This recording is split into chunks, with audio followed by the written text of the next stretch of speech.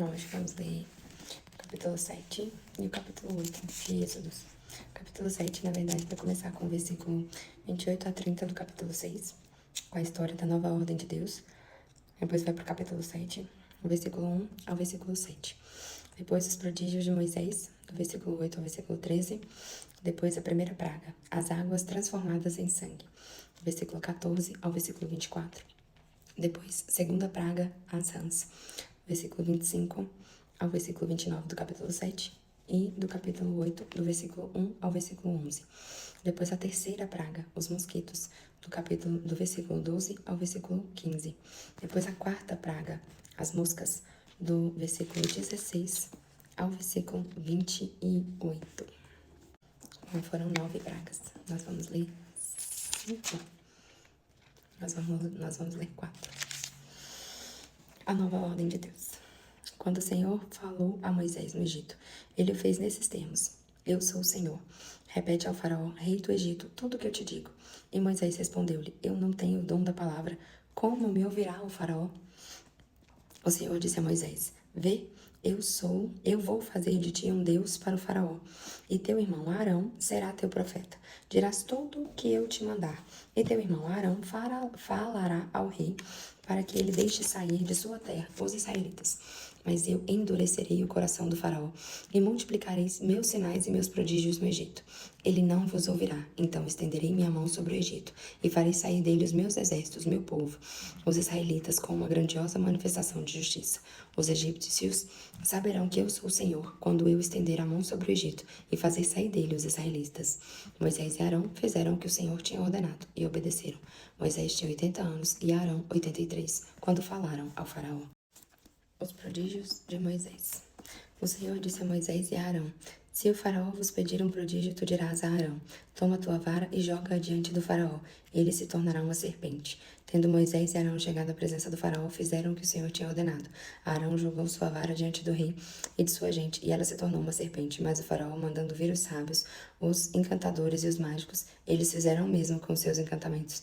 Jogaram cada uma de suas varas, que se transformaram em serpentes. Mas a vara de Arão engoliu as deles. Entretanto, como o Senhor o havia anunciado, endureceu-se o coração do faraó, e ele não quis ouvi-los.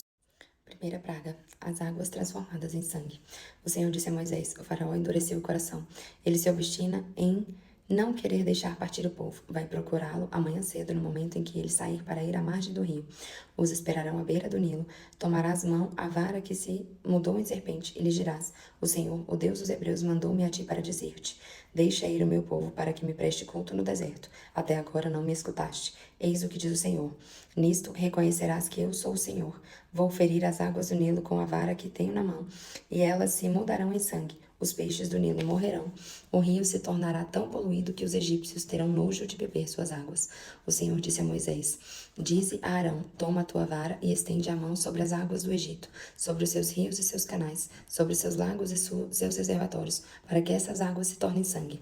Haverá sangue em todo o Egito, assim nos recipientes de madeira como nos de pedra. Moisés e Arão obedeceram às ordens do Senhor. Sob os olhos do faraó e de sua gente, Arão levantou sua vara e feriu a água do Nilo, que se mudou toda em sangue.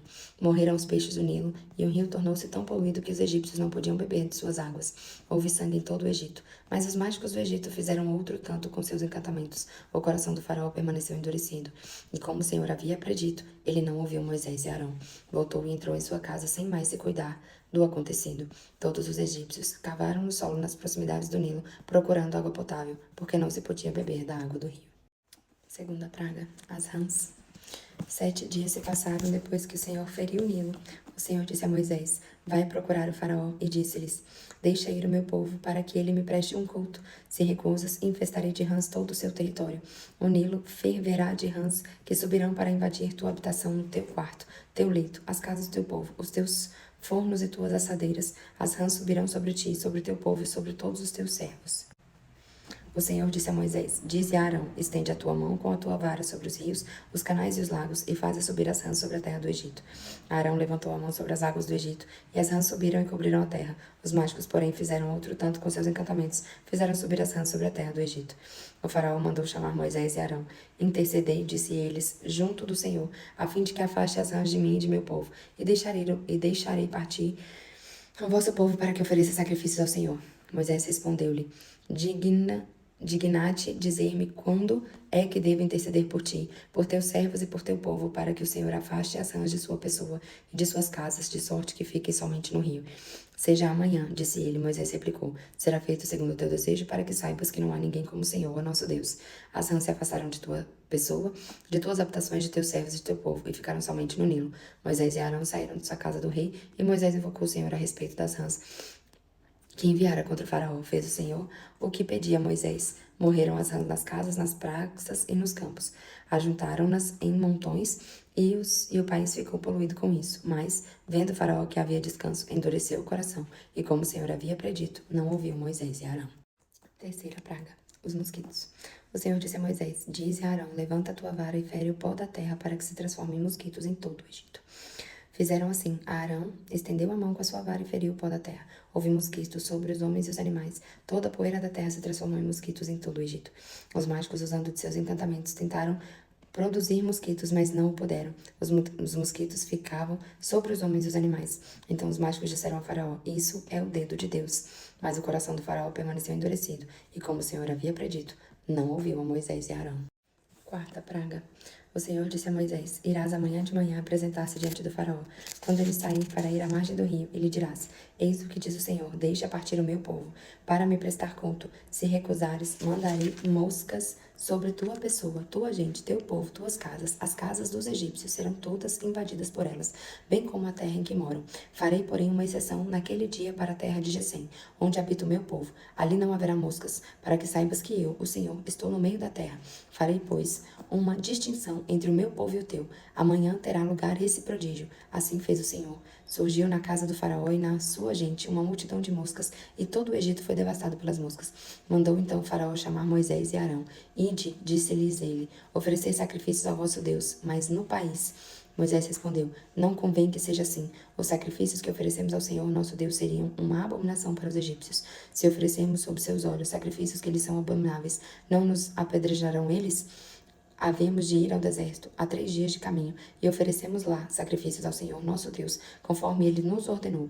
Consinto, replicou o faraó, em vos deixar partir. Ofereceis sacrifícios ao Senhor vosso Deus no deserto. Somente não ireis muito longe. Rogai por mim. Moisés respondeu: Logo que eu sair da tua casa, intercederei junto ao Senhor. E amanhã as moscas se afastarão do faraó, de seus servos e de seu povo. Somente não continue o faraó a nos enganar, recusando-se deixar ir o povo para oferecer sacrifícios ao Senhor.